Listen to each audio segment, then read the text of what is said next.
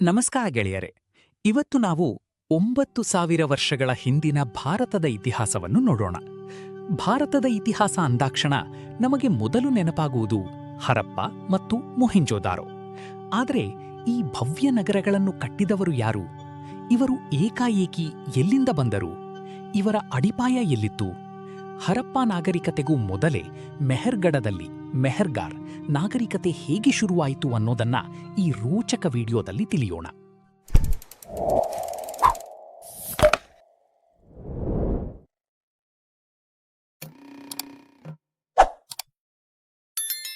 ಗೆಳೆಯರೆ, ಭಾರತವನ್ನು ಇಡೀ ಜಗತ್ತೇ ತಿರುಗಿ ನೋಡುವಂತೆ ಮಾಡಿದ ಈ ನಾಗರಿಕತೆಯ ಬೇರುಗಳು ಹರಪ್ಪಾಗಿಂತಲೂ 4,000 ವರ್ಷಗಳ ಹಿಂದೆಯೇ ಶುರುವಾಗಿತ್ತು. ಲಕ್ಷಾಂತರ ವರ್ಷಗಳ ಹಿಂದೆ ಆಫ್ರಿಕಾದ ದಟ್ಟ ಕಾಡುಗಳಿಂದ ಹೊರಟ ಮಾನವ ಸಂಕುಲ ಹಸಿವು ಮತ್ತು ಉತ್ತಮ ಬದುಕನ್ನು ಅರಸುತ್ತಾ ಅಲೆಮಾರಿಗಳಾಗಿ ಏಷ್ಯಾ ಖಂಡಕ್ಕೆ ಕಾಲಿಟ್ಟರು. ಭಾರತದ ಭೂಪ್ರದೇಶಕ್ಕೆ ಬಂದ ಈ ಜನರು ಕಾಡುಗಳಲ್ಲಿ ಬೆಂಕಿ ಮತ್ತು ಕಲ್ಲಿನ ಆಯುಧಗಳ ಸಹಾಯದಿಂದ ಬದುಕುವುದನ್ನು ಕಲಿತರು. ಆದರೆ ಅವರು ಒಂದೇ ಕಡೆ ನೆಲೆ ನಿಲ್ಲಲಿಲ್ಲ. ಎಲ್ಲಿ ಆಹಾರ ಸಿಗುತ್ತದೆಯೋ ಅಲ್ಲಿ ನೆಲೆಸಿ ಅದು ಮುಗಿದ ಮೇಲೆ ಬೇರೆ ಕಡೆಗೆ ಪಯಣ ಬೆಳೆಸುತ್ತಿದ್ದರು. ಹೀಗೆ ಅಲೆದಾಡುತ್ತಿದ್ದ ಜನರು ಒಂದೆಡೆ ನೆಲೆ ನಿಂತಾಗ ಗಂಡು ಬಲಿಷ್ಠ ಪ್ರಾಣಿಗಳನ್ನು ಬೇಟೆಯಾಡಲು ತಂಡಗಳಾಗಿ ದೂರದ ಕಾಡುಗಳಿಗೆ ಹೋಗುತ್ತಿದ್ದ.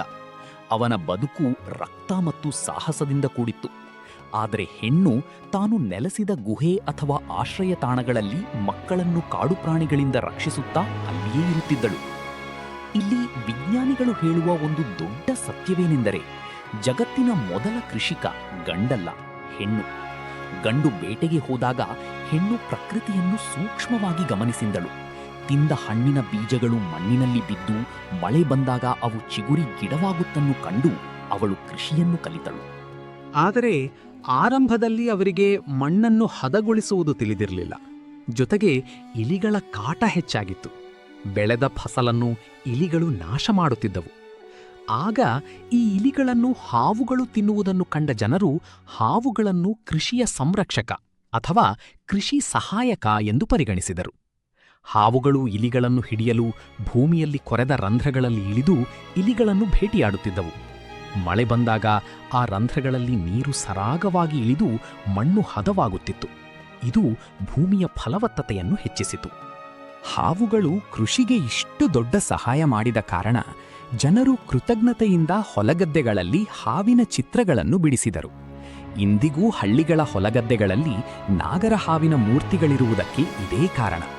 ಹೀಗೆ ನಾಗಾರಾಧನೆ ಮಾಡುತ್ತಿದ್ದ ಇವರನ್ನು ನಾಗ ಜನಾಂಗದವರು ಎಂದು ಕರೆಯಲಾಗುತ್ತದೆ. ಇವರು ಮೂಲತಃ ದ್ರಾವಿಡ ಗುಂಪಿಗೆ ಸೇರಿದವರು. ಬಿ.ಆರ್. ಅಂಬೇಡ್ಕರ್ ಅವರಂತಹ ಮಹಾನ್ ಸಂಶೋಧಕರು ಸಹ ತಮ್ಮ ಬರಹಗಳಲ್ಲಿ ಮತ್ತು ಭಾಷಣಗಳಲ್ಲಿ ನಮ್ಮ ಪೂರ್ವಜರು ನಾಗಜನಾಂಗದವರು ಎಂದು ಹೆಮ್ಮೆಯಿಂದ ಹೇಳಿದ್ದಾರೆ. ಮುಂದೆ ಇದೇ ಜನರು ಹರಪ್ಪ ಹಾಗೂ ಮೊಹೆಂಜೋದಾರೋದಂತಹ ಭವ್ಯ ನಗರಗಳನ್ನು ನಿರ್ಮಿಸಿದರು. ಇವತ್ತಿಗೆ ಇಷ್ಟು ಸಾಕು ಗೆಳೆಯರೆ. ಮುಂದಿನ ವಿಡಿಯೋದಲ್ಲಿ ಹರಪ್ಪ ಹೇಗೆ ನಾಶವಾಯಿತು ಮತ್ತು ಅಲ್ಲಿನ ಜನರು ಎಲ್ಲಿಗೆ ಹೋದರು ಎಂಬುದನ್ನು ತಿಳಿಯೋಣ. ಜೈ ಭೀಮ್.